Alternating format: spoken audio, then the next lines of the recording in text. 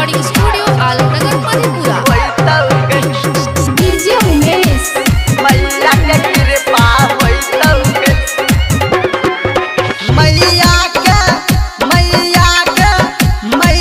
के कृपा होइतौ जब तब करबी के छौरी मैटर के पास जब मैया के कृपा होइतौ गए तब करबी के छौरी मैटर के पास होइतौके presented by PM recording studio Alamnagar Madhepura. DJ Umesh मैया के कृपा होइतौके पूरा में तो 10 साल के पढ़ाई होई तो पढ़ाई गे होई तो पढ़ाई प्रतिमा दिह 3 साल बैठाई दिह बैठाई गे दिह बैठाई सर 400 नंबर आई तो गए जब मैया के कृपा होई तो गे तब रट रे पिया में खुश होई तो गए जब मैया के कृपा होई तो गे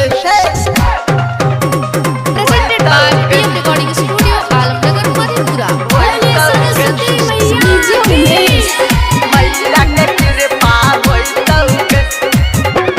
हाँ क्लास में करो रही नहुना रही के करो हिन्ना हुन्ना ओही से हालत ई अब छलोगे हालत छलोगे 1 किलो लड्डू लागेगा तब मैटर के पास होएगी जब मैया के कृपा